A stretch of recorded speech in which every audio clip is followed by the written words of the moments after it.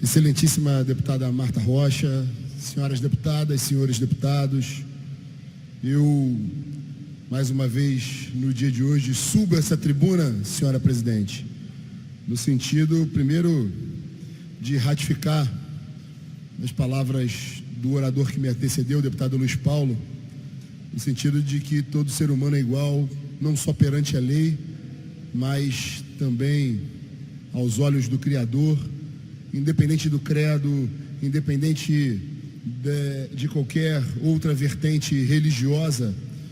Por óbvio, todos nós somos conhecedores que o berço do mundo é a África. Nós somos um país absolutamente miscigenado, nós temos interferência de todos os cantos do mundo na formação do nosso povo, e eu não tenho dúvida alguma que o Brasil cada vez mais tem que ser encarado como sendo dos brasileiros.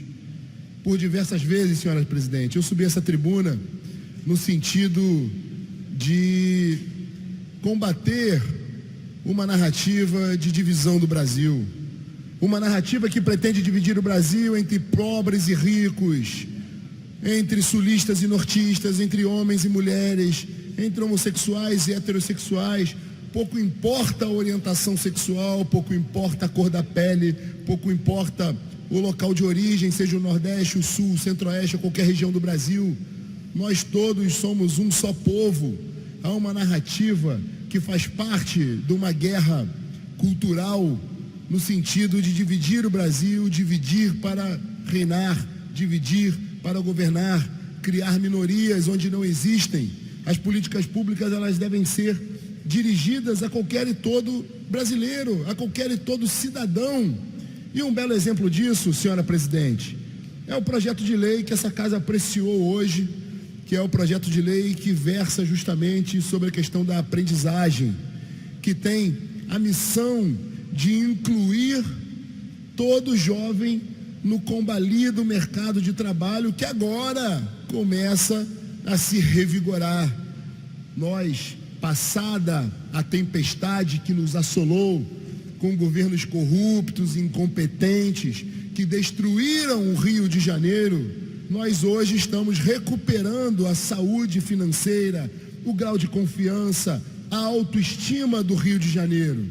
E eu não tenho dúvida, senhora presidente, que uma das missões, e esse parlamento ele tem que se incumbir dessa missão, é justamente promover uma educação de qualidade, uma integração com o mercado de trabalho e, sobretudo, uma formação profissional emancipadora, que efetivamente coloque o jovem para disputar o tão difícil mercado de trabalho. Senhora presidente, muito louvável o projeto da aprendizagem, não há dúvida disso. Tentam o tempo inteiro criar narrativas de que eu, em especial, outros parlamentares da nossa bancada e outros parlamentares aqui nessa casa, somos preconceituosos, racistas e por aí vai. Quero dizer que falei agora, alguns minutos atrás, para um veículo de comunicação, um jornal aqui no Rio de Janeiro, dizendo que sou favorável ao projeto. No entanto, divirjo tão somente da priorização do jovem. Acho que o projeto tem que ser destinado ao jovem como um todo, e se for o caso de adotarmos algum critério de priorização desse jovem, que definitivamente não fosse aquele que está estampado no artigo 3º do projeto de lei apresentado, ou seja, o jovem que esteja em cumprimento de medida socioeducativa. Por óbvio, todos nós sabemos que aqueles que estão cumprindo medidas socioeducativas, no caso dos adultos que estejam cumprindo, os apenados, cumprindo a sua pena, evidentemente que eles estão à margem da sociedade, evidentemente que também são sujeitos de direito. Porém, eu tenho o entendimento, salvo o melhor juízo, de que aqueles que transgrediram, eles não merecem ter regalias ou privilégios em detrimento daqueles que muitas vezes estão nas mesmas condições de violação de direitos, de marginalidade, mas que se mantiveram com retidão, que não transgrediram. Então, sou favorável à meritocracia nesse sentido a emenda original que eu abri mão aqui nessa casa hoje, ela versava tão somente no sentido de assegurar que ao invés do marginal, ao invés daquele que transgrediu, que para mim nunca terá privilégio, deverá sempre estar ao final da fila, que efetivamente o jovem como um todo fosse objeto dessa lei e sobretudo aqueles que sejam oriundos de famílias cadastradas nos programas de Bolsa Família ou Renda Melhor Jovem, que estejam matriculados e frequentando habitualmente, efetivamente, o ensino da rede pública. Além disso, aqueles que não apresentem defasagem de série de idade, como um ode à meritocracia, daqueles que mesmo em condições desfavoráveis conseguem se manter com retidão no ensino.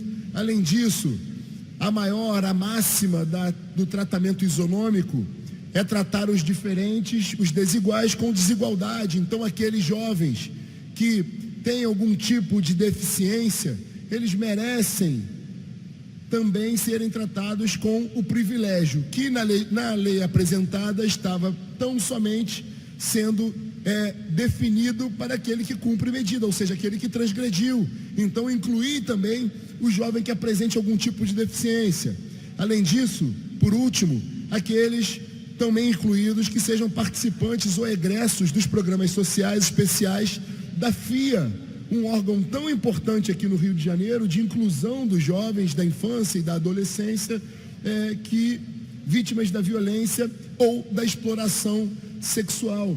Outro grande mal que a sociedade fluminense também enfrenta e é combatido por parlamentares aqui, combativos como Vossa Excelência, que apresenta inúmeros, e já apresentou ao longo da sua carreira como parlamentar, inúmeros projetos de lei voltados ali para aqueles jovens vítimas da violência, mulheres vítimas da violência. Ou seja, em síntese, senhora presidente, o intuito era tão somente tirar o privilégio daqueles que transgrediram e cumprem pena, medidas socioeducativas, enfim, nos rendendo à escravização do politicamente correto, porque marginal é marginal e sempre será, em detrimento de pessoas de bem, que muitas vezes também estão à margem, vítimas de um processo também de violação de direitos e que conseguem, por méritos próprios, se manterem retos em retidão e tal.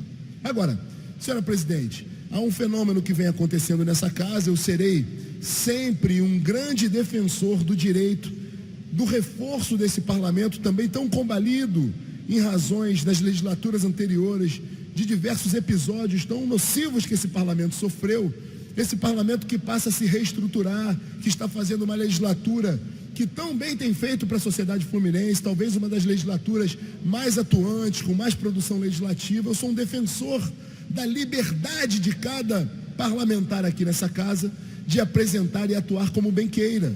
Cada parlamentar aqui, ele tem o direito de atuar como quiser, seja no papel de fiscalização, seja no papel de proposição legislativa, de atuação nas comissões dessa casa, inclusive aqui em plenário, que deve ser soberano, o plenário dessa casa, também na apresentação das emendas aos projetos de lei. Agora, senhora presidente, há uma grande distinção.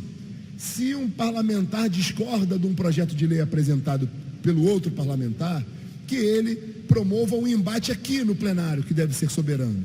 Suba essa tribuna, defenda as ideias, vá às redes sociais, convoque a militância, os grupos organizados para ocupar essas galerias, fazer com que esse parlamento seja efetivamente um local de discussão, a casa do povo. Agora, o que não é justo, o que é uma covardia parlamentar, é destruir a essência, o âmago, o esqueleto de um projeto legislativo, de uma proposição, de um PL, suprimindo, por exemplo, artigos como o que aconteceu aqui ontem, senhora presidente, para concluir. Ontem apresentamos um projeto de minha autoria e aí esse projeto recebeu emendas que simplesmente suprimiam artigos. Ora, não vou discutir nada, simplesmente suprimiu o artigo 1º, 2º, 3º e 4º. Eles assassinaram esse projeto. Então, por conta disso, eu que nunca, ao longo de todos esses 6 meses de mandato, tenho sido um dos deputados muito atuantes nessa casa e me orgulho disso, além de ter sido mais votado nessa legislatura, eu não apresentei sequer um projeto de emenda a qualquer outro projeto de colega, independente das diferenças ideológicas que temos. Se eu tenho alguma diferença, que eu discuta aqui no plenário.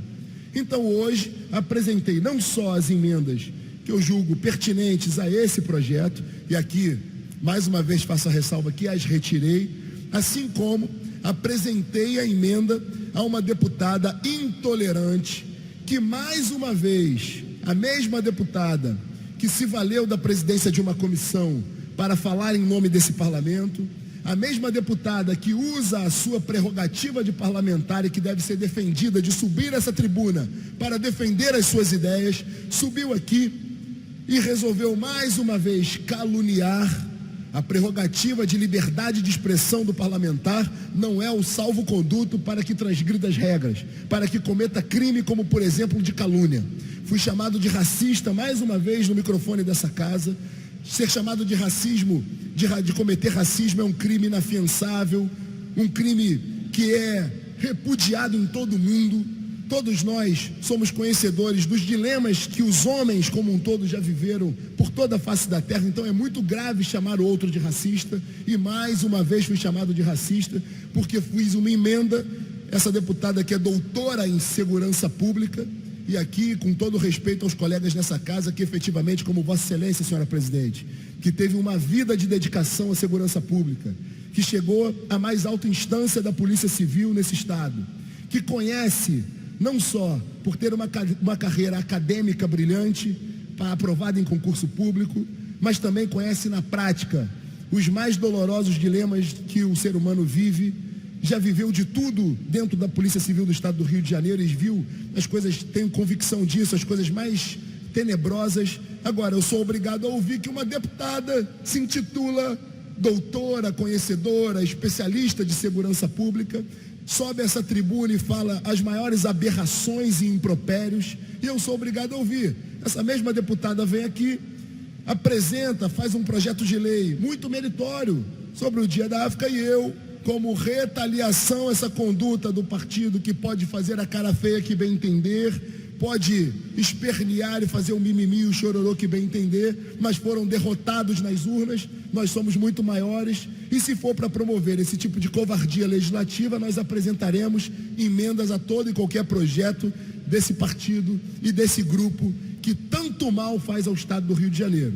E aí apresentei uma emenda que justamente alterava a homenagem concedida, muito meritória, à África, nosso berço da humanidade, mas concedendo aos Estados Unidos, que tende a ser o grande parceiro desse país, e sem dúvida nenhuma tem uma população negra, e aqui eu ressalto o Martin Luther King, um grande defensor do direito dos negros. Então, eu não tolero indignação seletiva e trato todo e qualquer parlamentar com a distinção que merece, ressalvando que lugar de democracia e do embate é aqui nesse plenário. Será sempre muito bem-vindo. Eu defenderei toda e qualquer prerrogativa de qualquer parlamentar, independente da orientação, independente do viés ideológico que defenda, de atuar como parlamentar. Nós temos que valorizar a atividade parlamentar, valorizar essa casa, mas não é praticando covardias como a que vi hoje que isso vai perdurar. Então, retirei as emendas, parabéns ao projeto, meritório, parabéns a essa casa que tem promovido o diálogo, salvo essas intolerâncias que eu fui vítima aqui hoje. Muito obrigado, senhora presidente.